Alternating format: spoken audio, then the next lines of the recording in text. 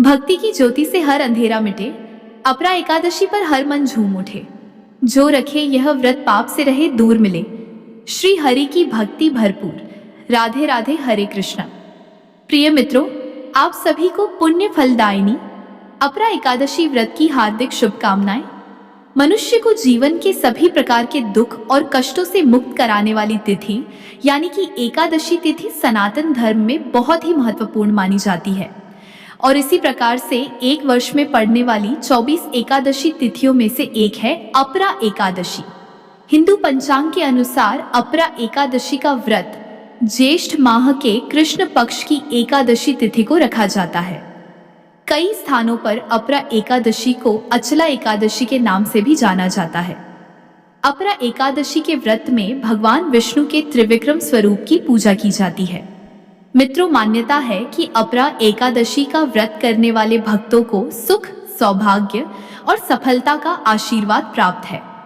साथ ही मां लक्ष्मी की कृपा से घर में सदा खुशहाली बनी रहती है।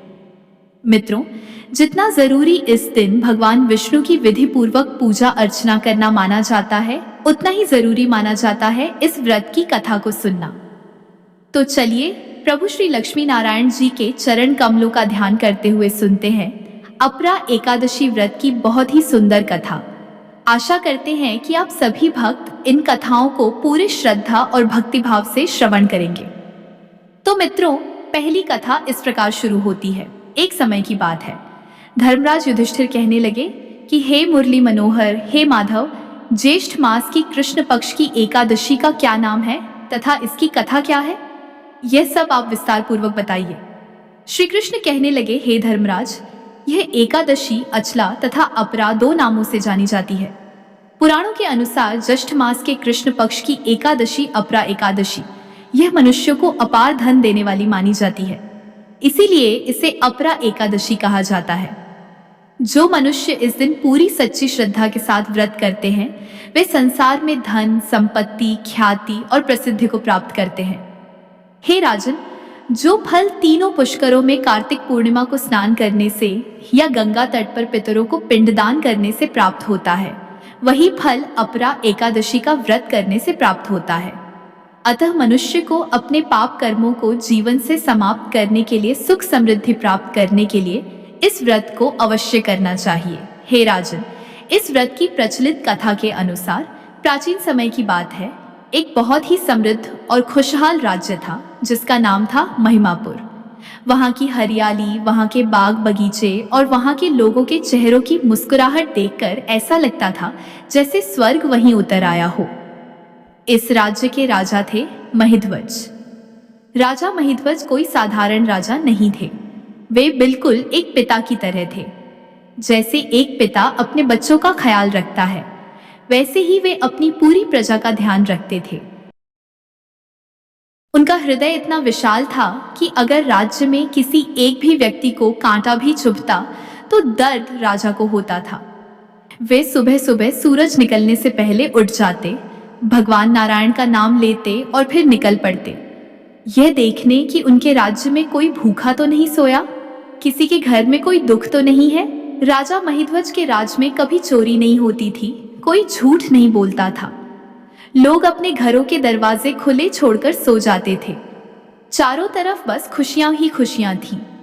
राजा बड़े बड़े दान पुण्य करते थे, संतों की सेवा करते थे और हर काम धर्म को ध्यान में रखकर करते थे। इसीलिए प्रजा उन्हें भगवान की तरह मानती थी। लेकिन जैसे हर कहानी में एक बुरा इंसान होता है, वैसे ही राजा महिध्वज का एक छोटा भाई था, वज्रध्वज। वज्रध्वज का शरीर तो राजा जैसा था, लेकिन उसका मन बहुत ही मैला था। वह अपने बड़े भाई से बिल्कुल उल्टा था। जहां महिध्वज सुबह उठकर पूजा पाठ करते थे, वहीं वज्रध्वज दिन चढ़ने तक सोता रहता।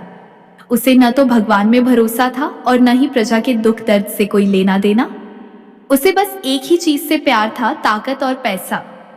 जब वज्रध्वज देखता कि लोग उसके बड़े भाई के सामने सिर झुकाते हैं, उनकी जय जयकार करते हैं, तो उसके सीने पर सांप लौटने लगते।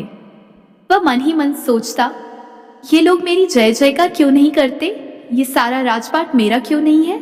जब तक ये बड़े भाई जिंदा हैं, मैं बस इनके पीछे खड़ा रहूंगा। धीरे धीरे यह जलन इतनी बढ़ गई कि उसके दिमाग में जहर घुल गया। उसने तय कर लिया कि वह अपने भाई को मार देगा। एक रात की बात है, आसमान में घने बादल थे। पूरा महल और पूरी प्रजा गहरी नींद में सो रही थी। राजा महिध्वज भी दिन भर काम करने के बाद थककर अपने बिस्तर पर सो रहे थे। उनके चेहरे पर वही पुरानी शांति थी। तभी पापी वज्रध्वज दबे पांव राजा के कमरे की ओर बढ़ा। उसने हाथ में एक बहुत ही तेज धार वाला जहरीला खंजर ले रखा था। उसने बड़ी चालाकी से कमरे के बाहर खड़े पहरेदारों को किसी काम का बहाना बनाकर वहां से हटा दिया। जब कमरा खाली हो गया तो वह अंदर घुसा। राजा महिध्वज गहरी नींद में थे। वज्रध्वज ने एक पल के लिए भी नहीं सोचा कि यह वही भाई है जिसने उसे बचपन में अपनी उंगली पकड़कर चलना सिखाया था। लालच में अंधे होकर उसने वह खंजर राजा की छाती में उतार दिया। राजा की मौत मौके पर ही हो गई। वे एक शब्द भी नहीं बोल पाए। अब वज्रध्वज घबरा गया। उसे लगा कि अगर सुबह किसी को पता चला तो लोग उसे जिंदा नहीं छोड़ेंगे। उसने तुरंत राजा के शव को एक कंबल में लपेटा और आधी रात के अंधेरे में उसे अपने कंधे पर उठाकर महल के पीछे वाले रास्ते से जंगल की ओर भागने लगा। जंगल बहुत घना और डरावना था। रात के सन्नाटे में जंगली जानवरों की आवाजें आ रही थीं। भागते भागते वह जंगल के बीचों बीच पहुंचा, जहां एक बहुत पुराना और विशाल पीपल का पेड़ था।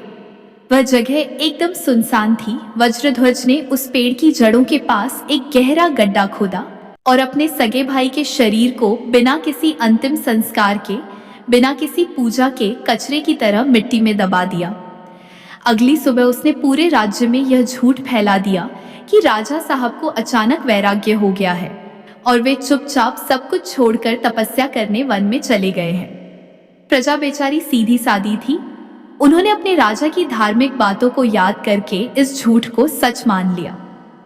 वज्रध्वज अब राजा बन गया, लेकिन असली कहानी तो अब शुरू हुई, क्योंकि राजा महिध्वज की अचानक और बहुत ही क्रूर तरीके से हत्या हुई थी और उनका कोई भी अंतिम संस्कार नहीं किया गया था। इसलिए उनकी आत्मा भटकने लगी। वे एक प्रेत बन गए और उसी पीपल के पेड़ पर रहने लगे जहां उन्हें गाड़ा गया था। अब वह जगह धीरे धीरे बहुत डरावनी होने लगी। राजा की आत्मा बहुत कष्ट में थी। उसे अपने भाई का धोखा याद आता और वह पीड़ा से तड़पती। जो भी राहगीर उस रास्ते से गुजरता, राजा की प्रेत आत्मा उसे डराने लगती। कभी वह पेड़ से जोर जोर से रोने की आवाज निकालती तो कभी किसी का रास्ता रोक लेती। जो भी उस पीपल के पेड़ के पास जाता वह बीमार पड़ जाता या पागल जैसा हो जाता। लोग कहने लगे कि उस पीपल के पेड़ पर एक बहुत ही गुस्सैल भूत रहता है। धीरे धीरे लोगों ने उस रास्ते से जाना ही छोड़ दिया। जो इलाका कभी राजा के प्यार से महकता था, अब वहां मौत का सन्नाटा पसरा रहता था। राजा की आत्मा मुक्ति चाहती थी। वह चाहती थी कि कोई उसे इस नरक से निकाले, लेकिन उसके पास कोई रास्ता नहीं था। वह प्रेत योनि में जल रहा था, दिन रात तड़पता था, लेकिन कोई उसकी पुकार सुनने वाला नहीं था। राजा महिध्वज, जो जीते जी सबको सुख देते थे, अब मरने के बाद एक भटकती हुई आत्मा बनकर रह गए थे। इसी तरह कई साल बीत गए और धर्मी राजा महिध्वज की आत्मा उस पीपल के पेड़ पर बरसों से भटक रही थी। जो राजा कभी अपनी प्रजा के आंसू पोंछता था, आज उसकी अपनी आत्मा का कोई सहारा नहीं था। वह प्रेत रात दिन उसी पेड़ की टहनियों पर बैठा रहता, कभी रोता तो कभी अपने भाई के धोखे को याद करके गुस्से में जोर जोर से चिल्लाता। वह जंगल इतना डरावना हो चुका था कि चिड़ियां भी उस पेड़ पर घोंसला नहीं बनाती थीं। लेकिन भगवान की लीला बड़ी निराली है। जब किसी के पापों का घड़ा भर जाता है या जब किसी पुण्यात्मा के कष्ट के दिन पूरे होते हैं, तो ईश्वर स्वयं किसी न किसी को माध्यम बनाकर भेजते हैं। उसी रास्ते से एक दिन ऋषि भंशी गुजर रहे थे। ऋषि भंशी कोई साधारण इंसान नहीं थे। उनके चेहरे पर एक ऐसी चमक थी जिसे देखकर हिंसक जानवर भी शांत हो जाते थे। उनके हाथ में एक कमंडल था और होठों पर हमेशा भगवान नारायण का नाम रहता था। वे पूरी तरह मोह माया से दूर थे और केवल दूसरों का भला करने के लिए इधर उधर घूमते रहते थे। चलते चलते ऋषि उसी विशाल पीपल के पेड़ के पास पहुंचे जहां राजा महिध्वज की आत्मा कैद थी। जैसे ही वे पेड़ की छाया में आए, पूरे जंगल का माहौल बदल गया। हवाएं तेज चलने लगी, सूखे पत्ते उड़ने लगे और एक भयानक आवाज गूंजने लगी। राजा की प्रेतात्मा ने सोचा कि कोई नया शिकार आया है। उसने अपनी डरावनी शक्ल दिखाई और ऋषि को डराने के लिए जोर जोर से हंसने लगा। कभी वह आग के गोले फेंकता तो कभी पेड़ की डालियों को इस तरह हिलाता जैसे अभी तोड़ देगा। लेकिन ऋषि भंशी बिल्कुल नहीं डरे। वे अपनी जगह पर खड़े रहे और अपनी शांत आंखों से उस प्रेत को देखने लगे। उन्होंने अपना कमंडल नीचे रखा और वहीं जमीन पर बैठ गए। ऋषि ने अपनी आंखें बंद की और ध्यान लगाने लगे। वे अपनी दिव्य दृष्टि से यह देखना चाहते थे कि यह आत्मा इतनी दुखी और इतनी गुस्सैल क्यों है।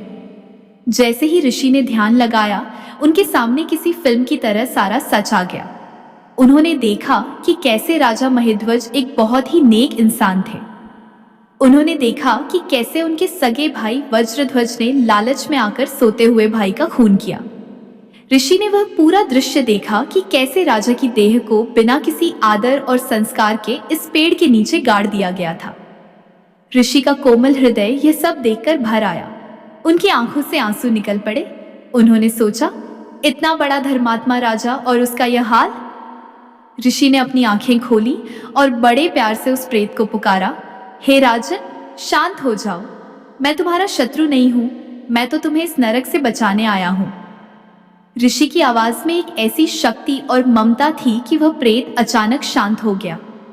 उसे समझ नहीं आया कि जो लोग उसे देखकर डर के मारे भाग जाते थे, ये महात्मा उससे इतने प्यार से बात क्यों कर रहे हैं। वह प्रेत पेड़ से नीचे उतरा और ऋषि के सामने खड़ा हो गया। उसकी आंखों से धुआं निकल रहा था, लेकिन ऋषि के तेज के सामने उसकी सारी शक्ति खत्म हो गई थी। राजा की आत्मा ने कांपती हुई आवाज में पूछा, महात्मन, आप कौन हैं? आप मुझे राजा कहकर क्यों पुकार रहे हैं? मैं तो एक नीच और पापी प्रेत हूँ जो सबको दुख देता है। क्या आप मुझसे डरते नहीं? ऋषि भंशी मुस्कुराए और बोले, राजन, मैं तुम्हारा सारा इतिहास जान चुका हूँ। तुम पापी नहीं हो, तुम्हारे साथ बहुत बुरा हुआ है। तुम्हारे भाई ने जो पाप किया उसकी सजा आज तुम्हारी आत्मा भुगत रही है। बिना अंतिम संस्कार के तुम्हारी देह यहाँ दबी दी गई, इसीलिए तुम इस प्रेत योनि में फंस गए हो। ये सुनकर राजा की आत्मा रोने लगी। वह ऋषि के चरणों में गिर पड़ी और बोली, हे मुनिवर, आप तो अंतर्यामी हैं। मैं बहुत कष्ट में हूँ। मुझे इस पेड़ पर लटके हुए न जाने कितने साल बीत गए। प्यास लगती है तो पानी नहीं मिलता, भूख लगती है तो अन्न नहीं मिलता, और सबसे बड़ा दुख तो यह है कि मुझे हर पल अपने भाई का वह खंजर अपनी छाती में महसूस होता है। मैं इस पीड़ा से छुटकारा पाना चाहता हूँ। क्या मेरे जैसा अभागा कभी मुक्त हो पाएगा? क्या मुझे कभी शांति मिलेगी? ऋषि ने करुणा भाव से कहा, घबराओ मत राजन, ईश्वर के घर में देर है, अंधेर नहीं। हर कष्ट का एक अंत होता है। तुम्हारी मुक्ति का मार्ग भी है। राजा ने हाथ जोड़कर पूछा, कृपा करके बताइए महाराज, मुझे क्या करना होगा? मैं तो एक प्रेत हूँ। मैं न तो दान कर सकता हूँ, न गंगा स्नान कर सकता हूँ, और न ही कोई कठिन तपस्या। फिर मेरा उद्धार कैसे होगा? ऋषि भंशी बोले, राजन, हिंदू धर्म में व्रतों का बहुत महत्व है। ज्येष्ठ मास के कृष्ण पक्ष की जो एकादशी आती है उसे अपरा एकादशी कहते हैं। अपरा का मतलब होता है जिसका कोई पार ना हो, यानी अपार पुण्य देने वाली। ये एकादशी इतनी ताकतवर है कि बड़े से बड़े पापों को भी जलाकर राख कर देती है। चाहे किसी ने ब्रह्म हत्या की हो, किसी को धोखा दिया हो, या कोई भी बुरा काम किया हो, इस व्रत को करने से सब मिट जाता है। राजा दुखी होकर बोला, लेकिन महाराज, मैं तो प्रेत हूँ, मैं कैसे व्रत रखूंगा? मेरे पास तो शरीर ही नहीं है। ऋषि ने बड़े प्रेम से कहा, चिंता मत करो, तुम्हारी ओर से ये व्रत मैं रखूंगा। मैं कल की अपरा एकादशी का पूरा उपवास करूंगा, भगवान विष्णु की विधि विधान से पूजा करूंगा, और उस व्रत से मिलने वाला सारा पुण्य तुम्हें दान कर दूंगा। उस पुण्य के प्रभाव से तुम इस प्रेत योनि से हमेशा के लिए आजाद हो जाओगे। राजा की आंखों में उम्मीद की चमक आ गई। अगले दिन जब अपरा एकादशी आई तो ऋषि भंशी ने नदी में स्नान किया और पूरे दिन निराहार बिना कुछ खाए पिए रहकर भगवान नारायण का जाप किया। उन्होंने विधिवत पूजा की, कथा सुनी, और शाम को जब व्रत पूरा हुआ तो वे उसी पीपल के पेड़ के पास पहुंचे।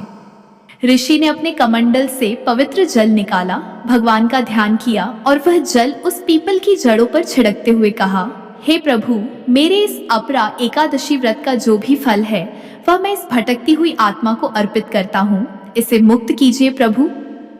जैसे ही ऋषि ने यह संकल्प किया, एक चमत्कार हुआ। वह डरावना पीपल का पेड़ अचानक रोशनी से नहा गया। राजा की वह डरावनी प्रेत आत्मा धीरे धीरे बदलने लगी। उसका काला और डरावना रूप गायब हो गया और उसकी जगह एक दिव्य, सुंदर और तेजस्वी शरीर प्रकट हुआ। राजा महिध्वज अब फिर से वैसे ही दिखने लगे जैसे वे जीवित रहते समय थे, बल्कि अब उनके चेहरे पर स्वर्ग जैसा तेज था। आकाश से फूलों की वर्षा होने लगी और अचानक एक दिव्य पुष्पक विमान वहां उतरा। भगवान के दूत राजा को लेने आए थे। राजा महिध्वज ने ऋषि भंशी के चरणों में सिर झुकाया और बोले, हे महात्मन, आपने मुझ जैसे भटकते हुए जीव पर जो कृपा की है उसका बदला मैं कभी नहीं चुका सकता। आज आपकी वजह से मुझे इस नरक से मुक्ति मिली है। ऋषि ने उन्हें आशीर्वाद दिया। राजा महिध्वज उस पुष्पक विमान में बैठकर वैकुंठ धाम भगवान के घर को चले गए। उनकी आत्मा को हमेशा के लिए शांति मिल गई। ऋषि भंशी ने इस कथा को आगे सुनाते हुए कहा कि जो भी मनुष्य इस अपरा एकादशी की महिमा को पढ़ता है या सुनता है, उसे हर तरह के कष्टों से मुक्ति मिल जाती है। यह व्रत इंसान को उसके पिछले जन्म के बुरे कर्मों के बंधन से भी आजाद कर देता है। जैसे राजा महिध्वज का उद्धार हुआ, वैसे ही भगवान सबका उद्धार करे।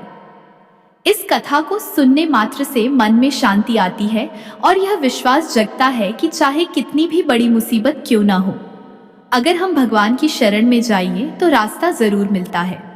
कथा समाप्त हुई। प्रेम से बोलिए श्री लक्ष्मी नारायण भगवान की जय। मिलते हैं अगली कथा में, तब तक के लिए राधे राधे।